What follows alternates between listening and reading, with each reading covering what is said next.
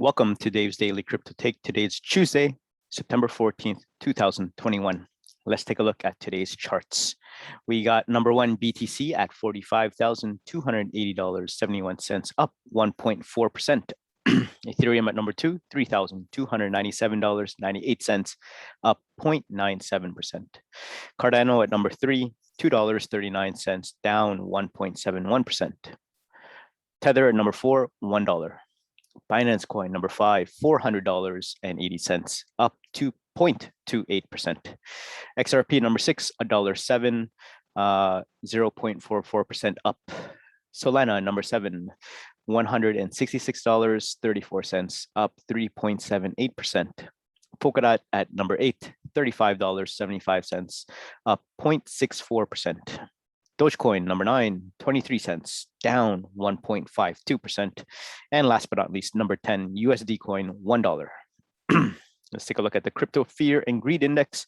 Extreme fear can be a sign that investors are too worried. That could be a buying opportunity. And when investors are getting too greedy, that means the market is due for a correction. So we got fear at 30. Yesterday was fear at 44. Last week was extreme greed at 79. And last month was greed at 71. All right, so let's take a look at today's articles. There are 5. Article 1 is, why is Ukraine doing an El Salvador and making Bitcoin legal tender? Article 2, Elon Musk names his dog after an obscure cryptocurrency and prices immediately surge. Article 3, beyond Satoshis Bitcoin, the next poster child for blockchain is in your pocket. Article 4, rise in institutional demand for Bitcoin, Ethereum, crypto products as Grayscale steps up its game. And Article 5, how to write off crypto losses on your taxes. All right, so before we get into the articles, I just want to say welcome. Thank you so much to all my supporters and all my listeners and watchers. You can catch me on the podcast realm, either on Apple, Spotify, or Google. If you do, please leave a rating or review. It does help the channel. And if you're in the YouTube space, check me out at Dave's Daily Crypto Take. Leave a like, share, and subscribe. It does help me out. So thanks again, and let's get to it. Article 1 is, why is Ukraine doing an El Salvador and making Bitcoin legal tender? Last week, Ukraine legalized cryptocurrency in a near unanimous vote, and it looks like the former Soviet bloc republic is taking things a step further by making Bitcoin legal tender. Legal tender refers to a lawfully recognized means of exchange to settle a debt or meet a financial obligation. In other words, if enacted, Bitcoin would have the same status as a Ukrainian hryvnia, meaning paying for everyday things with BTC would become possible. El Salvador made history as the first sovereign nation to make BTC legal tender last week.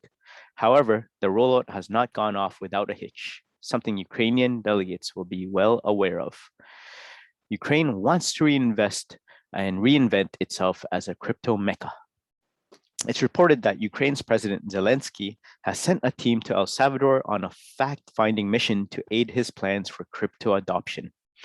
Cryptocurrency has become something of a political football for President Zelensky, and judging by last week's unanimous vote to legalize it, it's one of his fellow politicians' sport. According to Professor Vyshelev Yevgeny, the president hopes to bring in a dual currency system featuring both Bitcoin and hryvnia by the beginning of 2023. He even broaches the possibility of BTC being pushed as the dominant currency of the two. Yevgeny said Bitcoin and Ukraine are a natural fit, adding that his fellow compatriots are ready for financial revolution. And given the country's history of turmoil, the people even expect upheavals. The words come in reference to the frosty relationship Ukraine has with Russia. Yevgeny said Bitcoin could be the driving force to step away from Russia's overbearing influence. It has a young population eager to move out of the shadow of its noisy neighbor and shake off the financial chains which have restrained it for so many years. With the many commonalities between Ukraine and El Salvador, including a great desire for financial change, President Zelensky and President Bukele have formed a close personal relationship. They have been in constant discussion, sharing ideas, plans, and thoughts on the future financial positions of their nations. So El Salvador has Bitcoin snags. Much as Bitcoin is held as a greater and financial equalizer, its path to legal tender in El Salvador hasn't been smooth, far from it. The most notable uprising came from the IMF and World Bank, who voiced resistance to the move. There was also protest with the public calling for repeal based on the view that cryptocurrency isn't for working people. All of these things culminated with the Shiva wallet app crashing on the day of the launch. President Bukele took to Twitter to say its servers couldn't cope with the traffic. For a few moments, it won't work at Shiva Wallet. We have disconnected it while increasing the capacity of the image capture servers. The installation problems that some people had were for that reason. We prefer to correct it before reconnecting it. However, a week on, and there are reports that the app remains buggy and sometimes unusable, taking into this consideration, President Zelensky has his work cut out. But on the plus side, with over a year to go and being able to draw on the experiences of El Salvador, Bitcoin as legal tender in Ukraine may be an altogether more polished affair. So there you guys have it. What do you guys think about why Ukraine is doing in El Salvador and making Bitcoin legal tender? Comment down below, and if you think Ukraine is on the right path. All right, let's take a look at Article 2. Elon Musk names his dog after an obscure cryptocurrency and prices immediately surge. So Elon Musk has caused a spike in the crypto market again, this time by naming his dog after an obscure currency. The Tesla CEO's grip on cryptocurrency shouldn't be understated. Having proven his influence with the even slightest tweet, for example, Bitcoin fell 4% in June after Musk tweeted the Bitcoin hashtag with a heartbroken emoji and a meme about Linkin Park. He's also attracted criticism from the likes of Anonymous, saying his flip-flopping opinions on Dogecoin and other currencies show a clear disregard for the average working person. Floki has arrived, he tweets. Yesterday, September 12th, the SpaceX founder shared a photo of his new Shiba Inu puppy. Floki has arrived, he wrote, with followers noting the connection to the Floki Inu currency. Just a day later, Floki Inu hit an all-time high after a 150% surge, with Floki Shiba and Super Floki seeing similar increases. It should be noted that while they've seen impressive spikes, these are not lucrative currencies.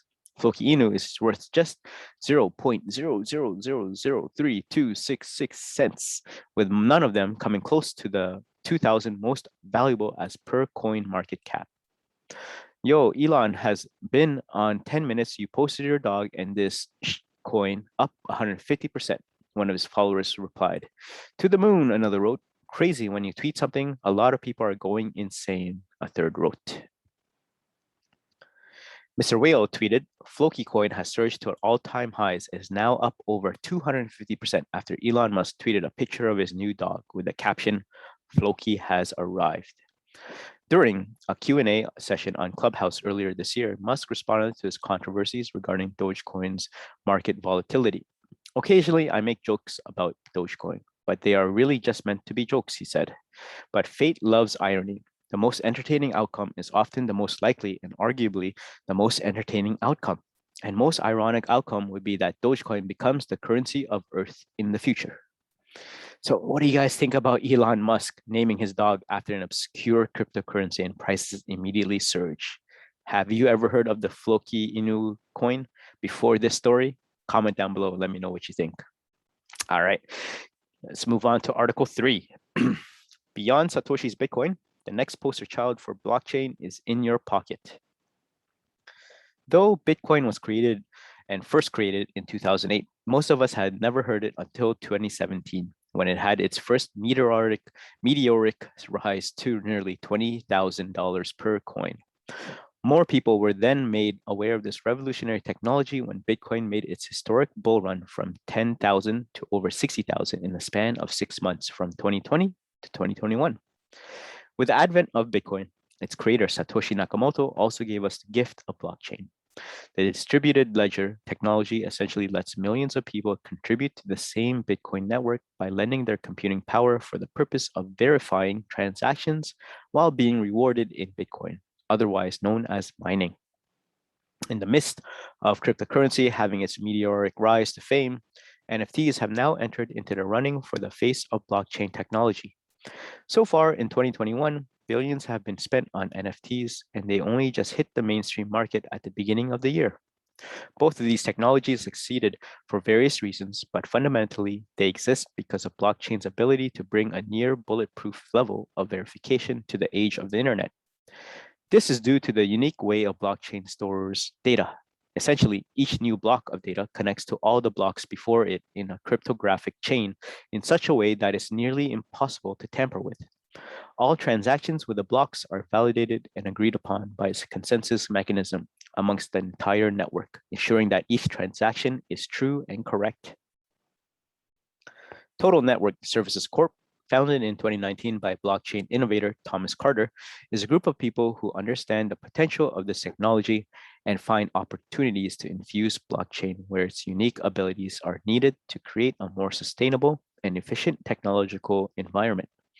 One of the biggest industries that have the need for verification and improved security is ICT, specifically as it relates to supply chain and device management.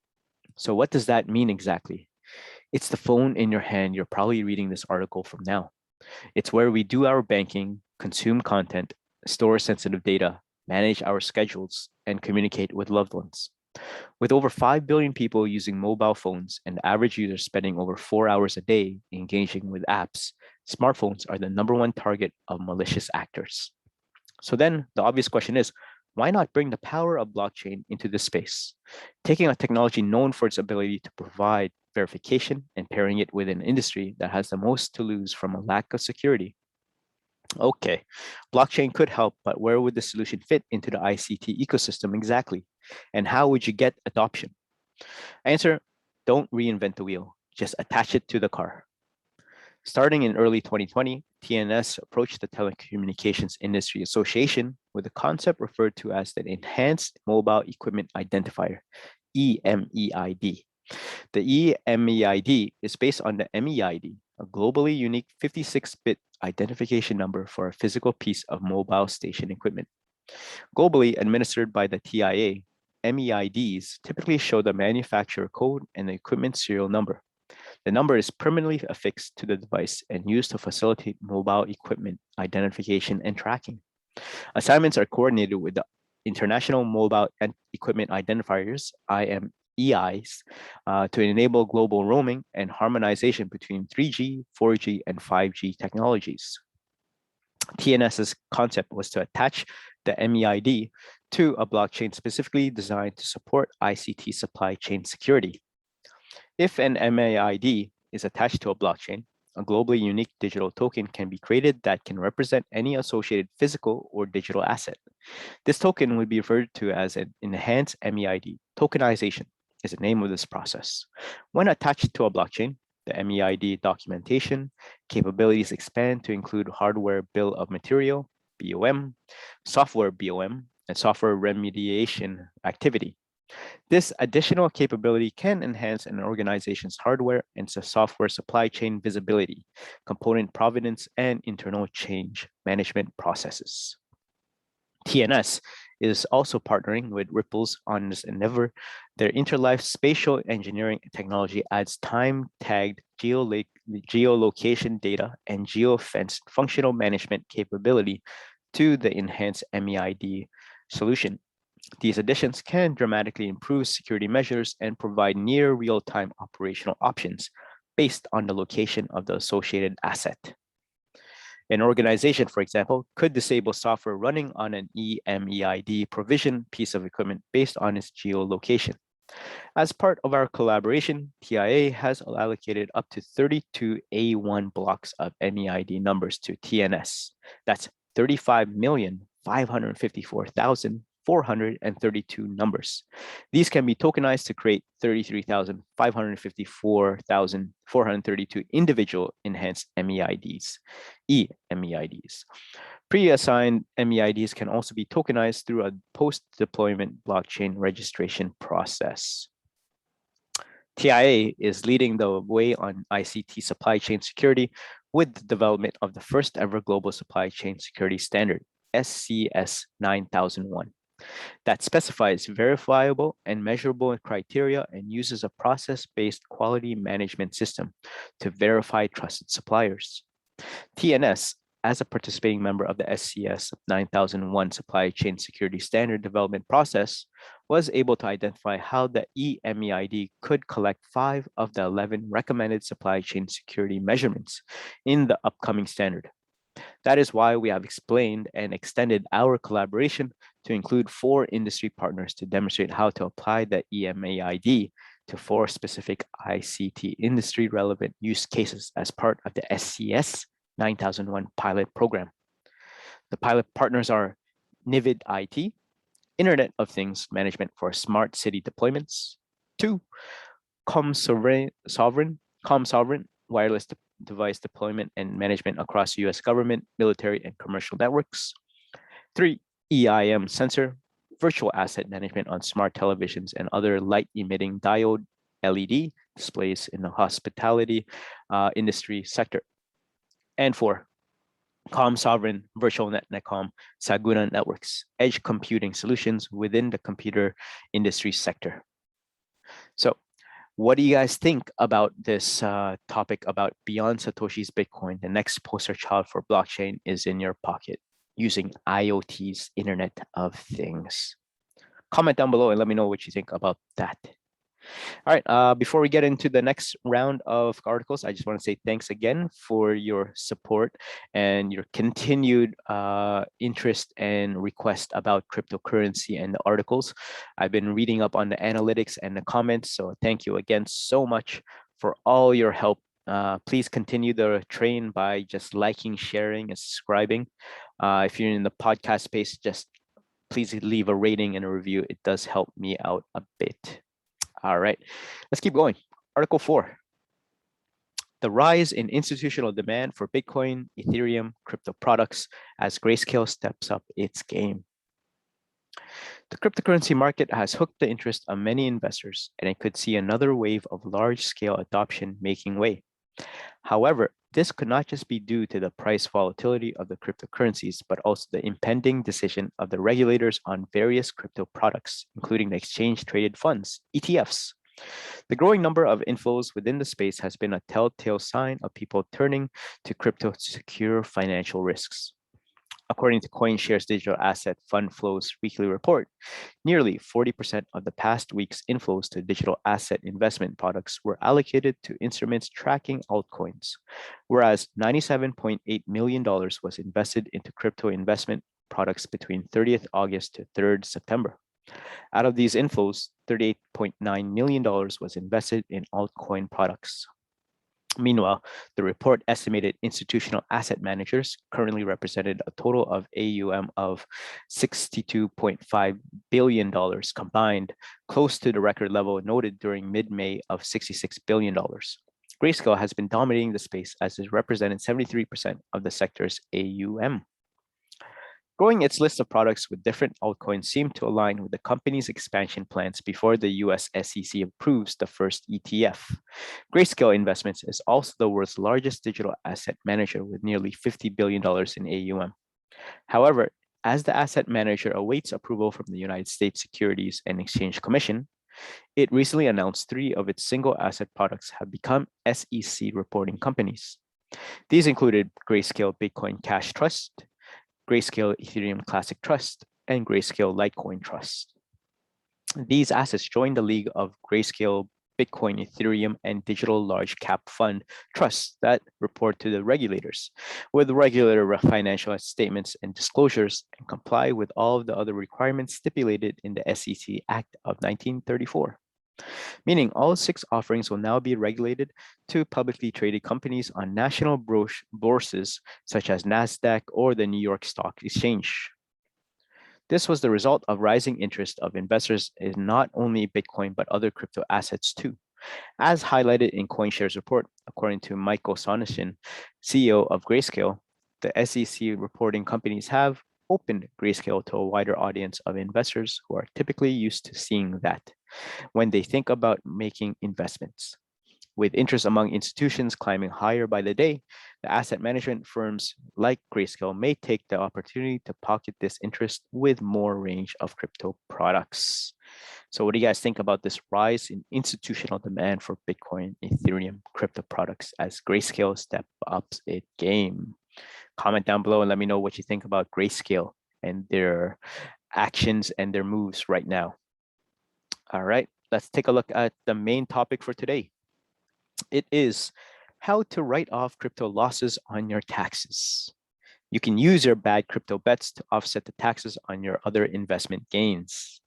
So one of the big downsides to cryptocurrency is the dizzying price swings that can decimate your investment. But there's a silver lining to take a big hit: tax loss harvesting. Due to a quirk in the way the IRS classifies crypto, you can strategically sell your crypto at a loss, repurchase it before the price rebounds, and use a loss to offset capital gains taxes on your other successful investments. Here's a look at how it works. Crypto is considered property, unlike stocks or bonds. Since the IRS classifies the cryptocurrency as property, the rules for selling it are a little different. One quirk is that wash sale rules don't apply to crypto, which means that you can sell and buy back crypto without having to wait 30 days, as is the case with stocks. This is where crypto investors are at an advantage. Without the 30-day rule, they have more flexibility to sell their crypto at a loss, then buy it again before the price ticks back up. The advantage to doing so is that you can use the recorded loss on the sale of your crypto to offset capital gains taxes on the other investments, which is known as tax loss harvesting. Capital gains taxes are triggered anytime you cash out an investment, and then they can be quite hefty, up to 37% if you sell within a year. Buying the crypto back before the price goes up means you can have the best of both worlds. You'll be able to write off the loss and still realize the upside if the price jumps way up in the future. For example, a $50,000 crypto loss would offset $50,000 worth of gains from the selling stocks, which means you wouldn't have to pay taxes on those realized stock gains. The other advantage is that tax loss harvesting can be carried over into future tax years if it's not used up in a given tax year. Of course, there are risks. While crypto loss harvesting, as described above, is considered legitimate by the tax professionals, it's operating in a bit of a gray area, as the IRS has not issued a definitive ruling on the wash sales exemption for crypto. Since the IRS has been cracking down on crypto in other ways, the wash sales rule could change in the near future. Before you make any transactions for tax harvesting purposes, make sure the rules haven't changed first. Also, as CFP Jeffrey Levine explains to CNBC, same-day crypto sales carry some risk, as the IRS could still classify them as a sham transaction that lack economic substance. So it's a good idea to space out the sale and purchase at least a bit. A day is more than sufficient, says Levine. I'd feel more comfortable defending that to the IRS. Plus, there's always a risk that you won't be able to repurchase cryptocurrency at the same price you bought it. Even if it's only a day after you sold it, crypto is volatile and has experienced 10% swings within a single day. And lastly, due to the intricate nature of tax loss harvesting, you'll need to keep good records of your transactions and seriously consider enlisting the assistance of a tax professional, as they'll be your best insurance against running afoul of the IRS. So, what do you guys think about this? How to write off crypto losses on your taxes? If you're a beginner and you're new to the crypto space, have you actually hired a crypto tax accountant, or are you going to do this all on your own? Comment down below and let me know what you guys think. All right, before we head out, let's take a look at the prices one more time. Number one, BTC is $45,264. Ethereum is $3,289. Cardano, $2.39. Tether, $1. Binance Coin, $400. XRP, $1.07. Solana, $167. Polkadot, $35. Dogecoin, 23 cents.